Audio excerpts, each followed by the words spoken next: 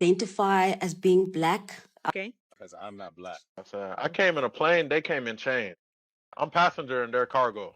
I am not black. And no matter how much Black Americans cry about it, we're not black. We will never be black. Being African doesn't mean you're black. That I never really saw myself as a black person. Already pointed out that I'm Haitian. Why do I now have to submit to this idea of being black? I have never and will never identify myself as black. Never forget the original line of delineation, the line of blackness, the line that separates us from them was originally drawn by them. Originally, they refused to identify as black. And it wasn't until a couple of years ago when they realized that we could possibly get reparations. It's highly unlikely, but it's possible. That's when they decided that they wanted to rebrand themselves as black. All right. Here is what they want to happen.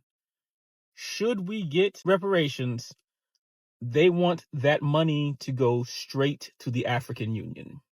And the argument is going to be that because we are black and black means African now, that the money should just go directly to them. Now, I can tell you the actual definition of black does not exclusively equal African. The original dark-skinned people of the Americas were considered black. That's how they justified colonizing the Americas. The original people of Australia and New Zealand and the Polynesian Islands and the original people of India and the original people of the Philippines and Thailand, basically anywhere where there were dark-skinned people, were all considered black. And they used race theory to justify colonizing and taking whatever they could from these places. Not just Africa, but Africa, the Africans, the African Unions, the Pan-Africans are currently fighting very hard to rebrand black to just mean Africa.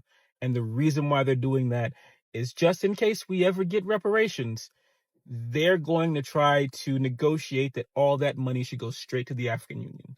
That's all it is. Okay? There was no money on the table, they would still be talking about not being black. All right? I don't identify as... You know what, man? That's crazy. When you think about it, like, Africans don't really think that they're black. A lot of them don't. A lot of them identify with if they're Haitian or if they're Nigerian. But black people, foundational black Americans, wear that with pride because FBA and foundational black Americans are the culture, are the most popular in the diaspora, are the most, I'm talking about the greatest, most creative, most, I'm talking about unique. I mean, black Americans, man, what we have done and what we have brought to the world, from hip hop to R&B to jazz to more than that, civil rights, just everything. Nobody has accomplished what we've accomplished. And what's crazy is all that was done in 100-year span when everybody else had, I'm talking about years, and haven't even accomplished half of what that small group have done. But let's get to it, man. Let's get to another video. Even if she...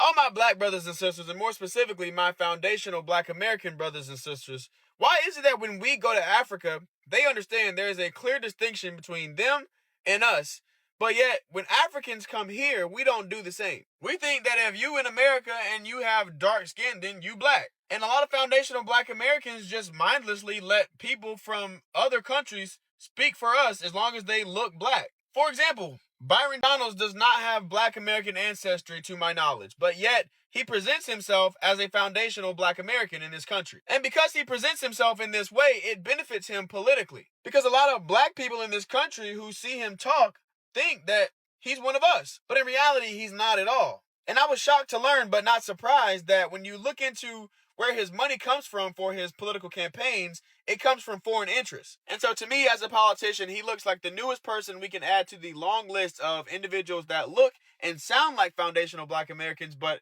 actually aren't, and really are agents. Agents not of change, but agents working to keep us exactly where we are. All my black brothers and sisters. And to talk on this point, a lot of Africans, they only use being black as something to further and gain something that they want. But they don't really stand by and support and really put the effort to learn about Black American culture and actually honor and care about Black Americans. That's why Black Americans and FBA are delineating, because of the respect. If there was a respect there where Africans would actually learn and would actually understand and actually support Black Americans, not when they just need it, but at all times, it wouldn't be no problem, I don't think. Let's continue. Our culture is so strong. Bro, when you look at high-end, if we don't wear it, it don't sell. Right. It will not sell if we don't wear it. Right. We control cool. That completely. Yes. We always control cool. Right? Look, when you see Yeezy, Adidas, that's not the first time we saved Adidas. The first time, Run's house. Whose house? What? Run's house. Sell to Adidas. Our culture is so strong. Yeah, that's the truth.